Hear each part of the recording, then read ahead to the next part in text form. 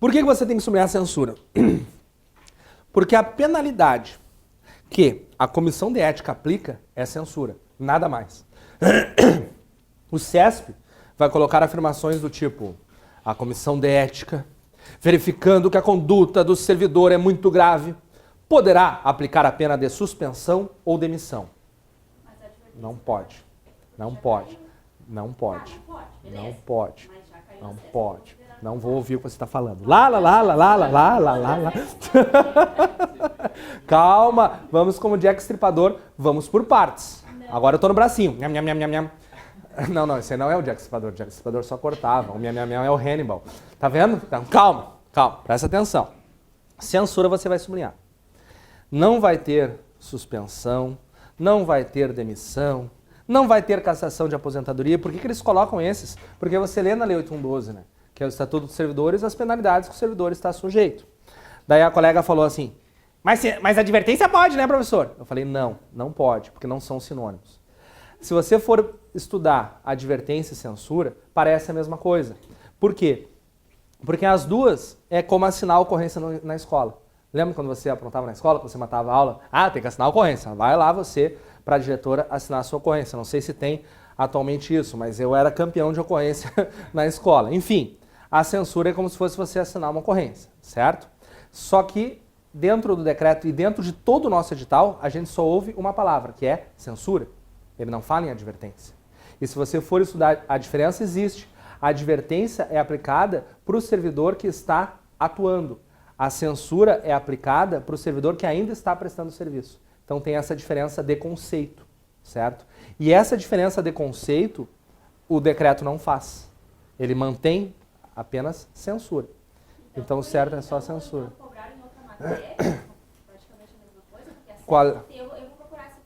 Eu acho que teve uma questão da CESP, mas talvez em alguma prova que eles pediram os 10 decretos da Presidência da República. E daí dentro dos 10 decretos eles solucionam e trazem a diferença entre advertência e censura. Na prática, certo? Se eu tivesse com um edital mais amplo, eu poderia te dizer que a Comissão de Ética pode aplicar advertência e censura. Certo? Só que aqui é só censura, né? Sim. Sim, tem diferença. A advertência é no serviço público e a censura é quando você já deixou o serviço público. Mas aqui ele não dá essa diferença, é como se fosse assinar uma ocorrência. Então eu poderia com tranquilidade, só lendo o decreto, ficar com essa dúvida. Só que o que acontece? Compete à Comissão de Ética trazer sugestões para o Presidente da República para melhorar esse Código de Ética. E daí foi aí que eles colocaram os 10 decretos da Presidência. E num deles, verificando essa dúvida, que eles não entendiam a diferença de advertência e censura, o decreto da Presidência traz a diferença. Então, advertência é uma coisa, censura é outra. Aqui no decreto, que é de 1994, eles não tinham essa diferença. Então, eu só posso trazer censura. Ainda mais que a prova do CESP, né? Se eles cobrarem só o decreto 1171 e só o decreto 6029, eu só posso marcar censura. Tudo certo até aqui? Mas coloca no fórum lá. O fórum é para nós debatermos mesmo e aprender o tempo todo. Não tem mistério. Mas aproveitando, já que tu falou do CESP, toma cuidado que existem algumas provas do CESP que cobram conceitos do tipo, segundo Aristóteles, ética é, daí isso você não vai ter resolvido no fórum. Por quê? Porque a gente não viu isso, entendeu?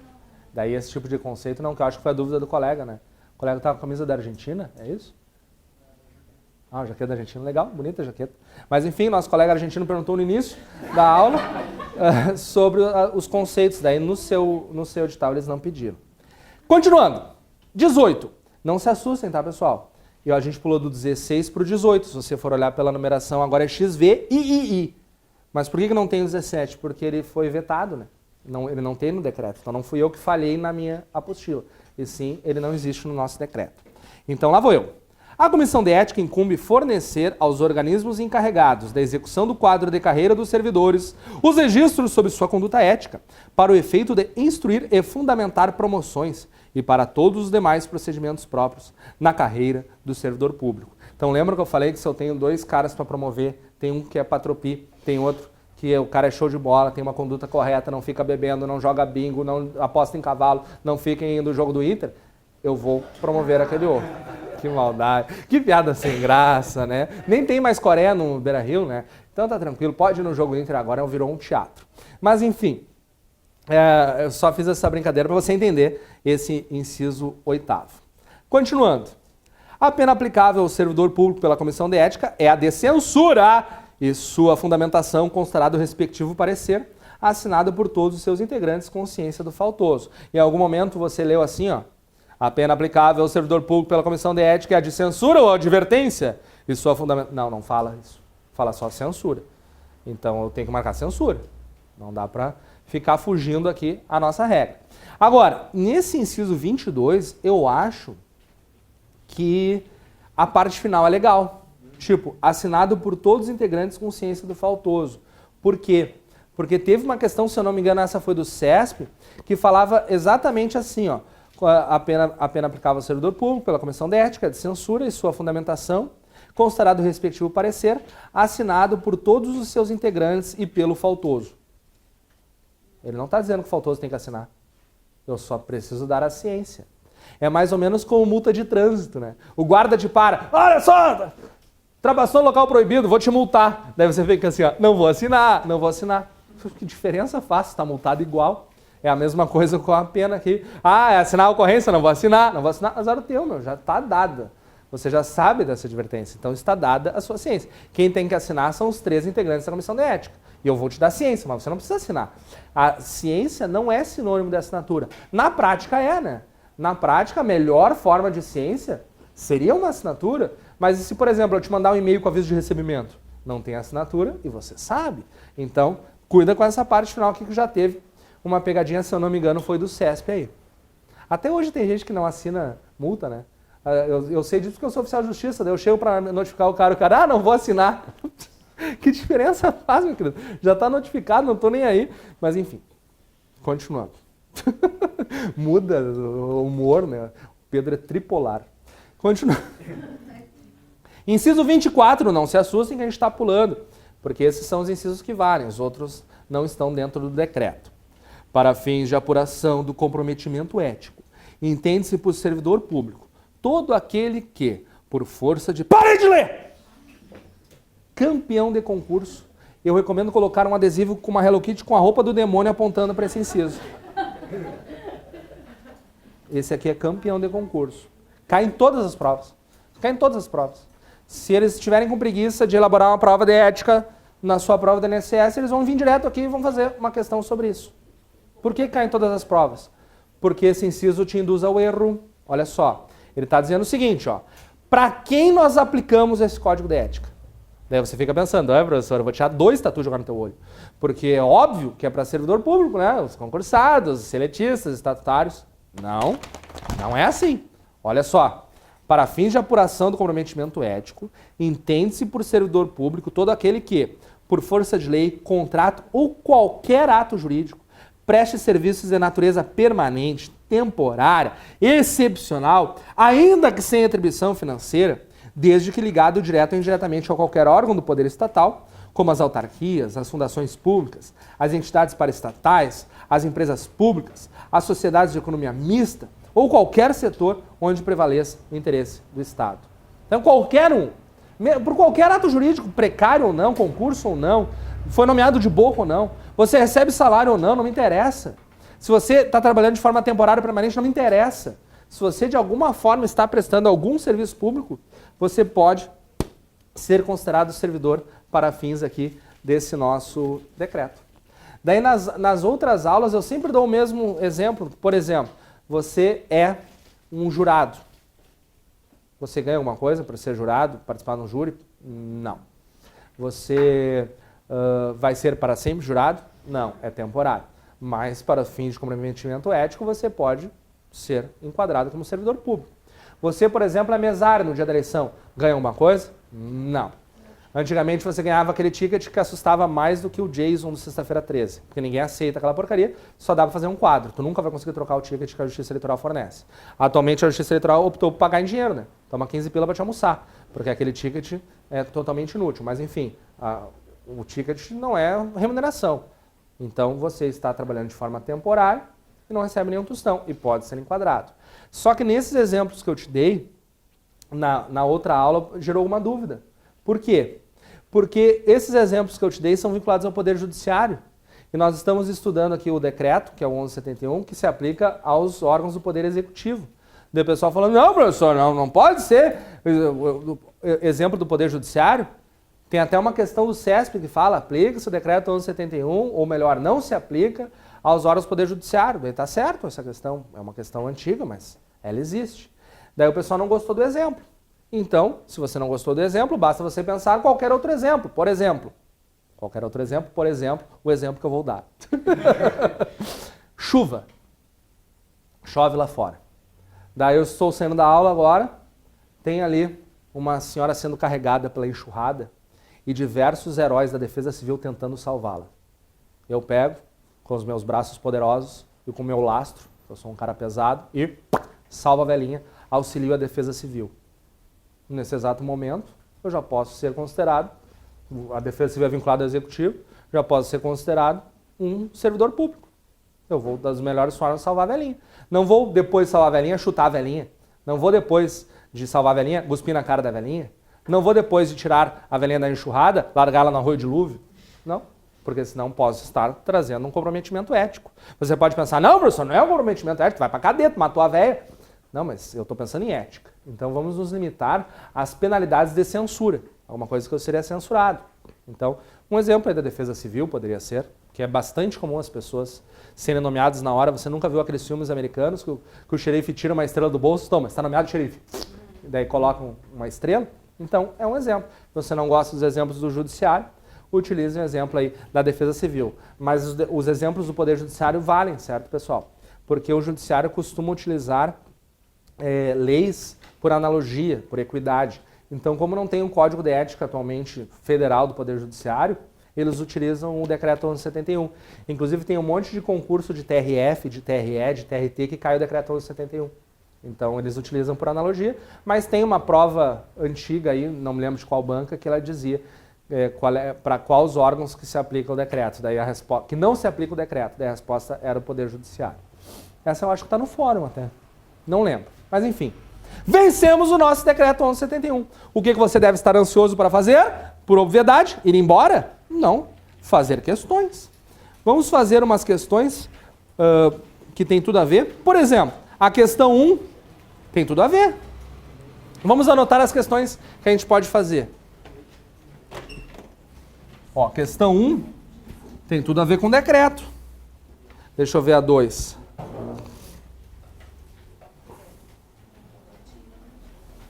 Ah, 2 dá para fazer também.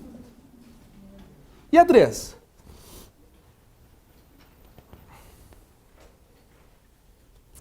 Ué, é grande essa 2, hein? Ah, tá. Mas eu sei porque, na verdade, a 2 não é enorme. É que a 2 é de CESP, né? Então, você tem que botar certo e errado em cada uma. Então, tem que ver cada uma se todas elas têm a ver com o decreto 1171. Tem sim. É questão de historinha, daí a gente resolve com o decreto 1171. Vamos ver. A 3 dá para fazer, tem tudo a ver com o decreto 1171.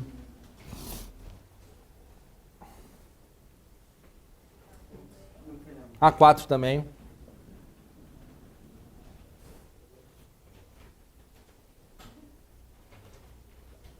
Quem sair vai rodar, hein? Viu o pessoal indo embora.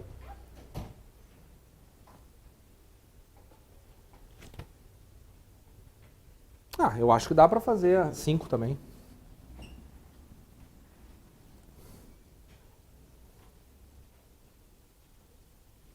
A 6. Ah, vamos fazer a 6. Porque daí se der alguma discussão a gente resolve na próxima aula. A 7. Vamos fazer tudo? Não, calma. É porque, por exemplo, a 11 fala do decreto 6029, daí não dá. A 8 dá para fazer?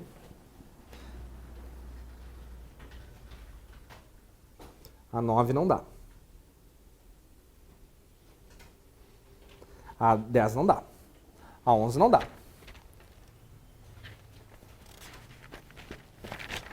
A 12ª não dá. Deixa eu ver a 13ª.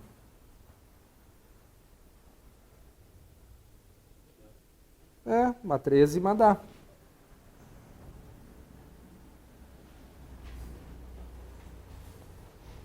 É que tem uma que ele fala no enunciado do decreto 1171, mas tu resolve pelo 6029, então eu tô procurando essa. Hã?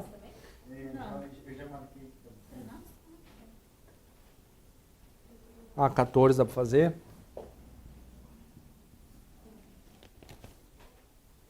A 15 não. A 16 não. A 17.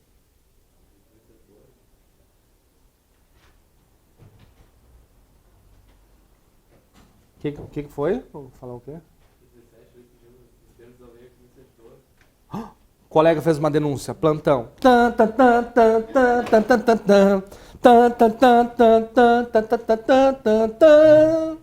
Questão 17 está nos termos da Lei 8.112, não, 8.112/1990, portanto, irregular na sua apostila, professor Pedro Kuhn. Não sei, vamos fazer juntos agora? Olha só, vou ler a questão 17. Sérgio, servidor público federal, teve ciência de irregularidades ocorridas no âmbito da administração pública federal, em razão do cargo que ocupa. Por medo de retaliação, não relatou os fatos de que teve conhecimento. Nos termos da Lei 8112, Sérgio não descumpriu o dever legal, certo? Tá errado, né? Tá errado, porque ele não denunciou, e nós vimos que a gente deve denunciar, a gente jamais deve ser conivente em razão desse espírito de solidariedade ou tudo mais, e jamais ser omisso e tudo mais. Então, a letra A não marca. B. Deveria ter levado os fatos ao conhecimento da autoridade superior? Olha, essa B parece boa de marcar e ser nomeado quanto antes técnico do Seguro Social 2012 FCC. Mas eu vou ler a letra C. Agiu corretamente, pois omitiu-se para a salvaguarda dos seus direitos. Não, não agiu porque senão ele virou um cúmplice. Letra D. Deveria obrigatoriamente ter levado os fatos ao conhecimento do Poder Judiciário? Não, tá. Você leu isso em algum lugar? Não, então não é essa. Letra E. Agiu expressamente nos termos da lei. Bom senso. E o que nós vimos até hoje me diz o seguinte, ó, deveria ter levado os fatos ao conhecimento da autoridade superior. Eu não preciso da 8112 para acertar a questão 17. Encerramos nesse momento o plantão. Resolvida a questão.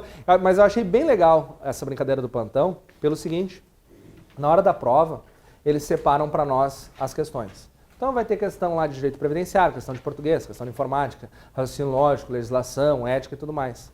Só que, muitas vezes, utilizando o conhecimento de uma, eu posso resolver o problema de outra, né? Eu posso resolver outras questões, como esse exemplo aqui. E se você não se flagrou, na prática você faz isso o tempo todo. No momento que você está analisando qualquer questão, seja de informática, de legislação, você está aplicando, por exemplo, português.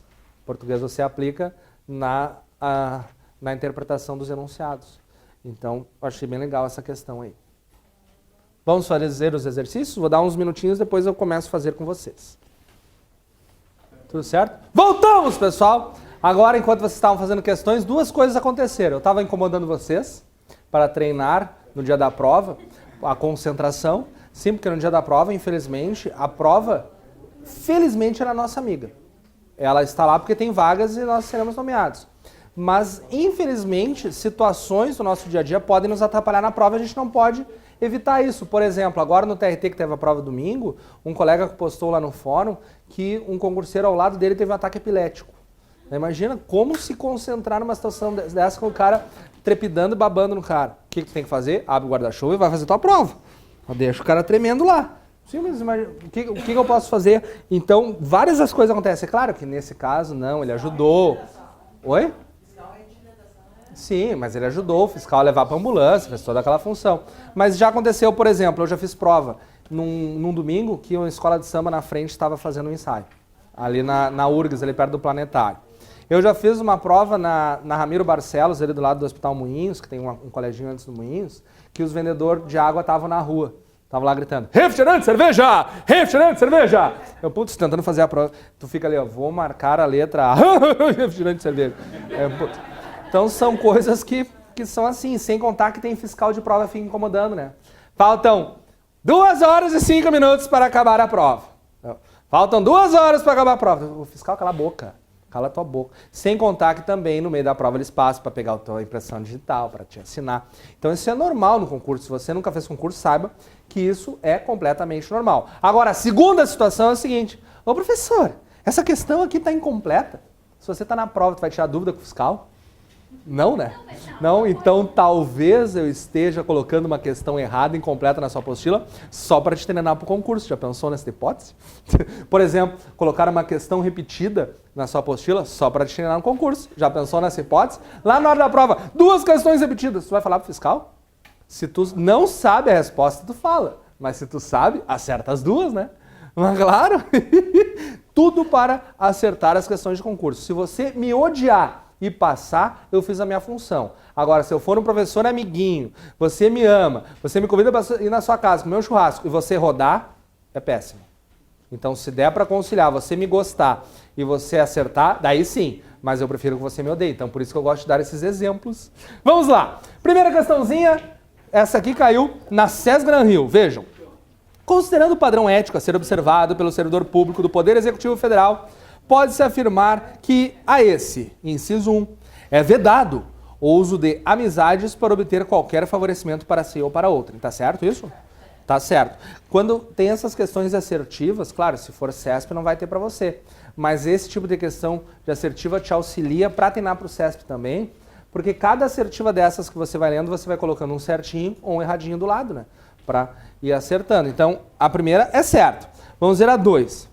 Compete facilitar a fiscalização dos seus atos por quem dê direito. Tá certo também. 3. É vedado permitir que antipatias pessoais interfiram no trato com o público.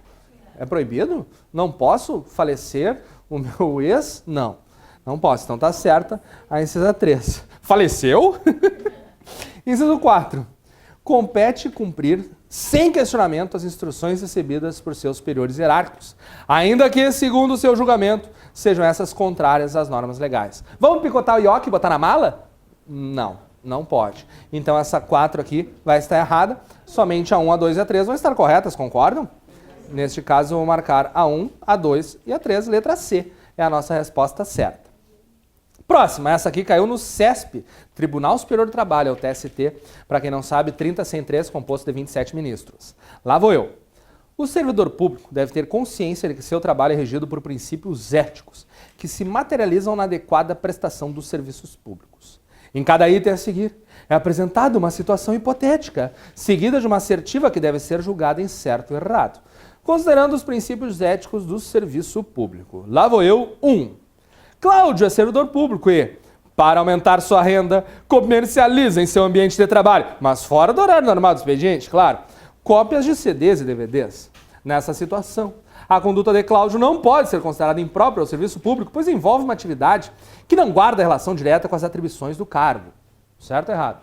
É errado. Nós vimos em vários momentos que ele não pode prestar o seu concurso nessas atividades de cunho duvidoso e tal.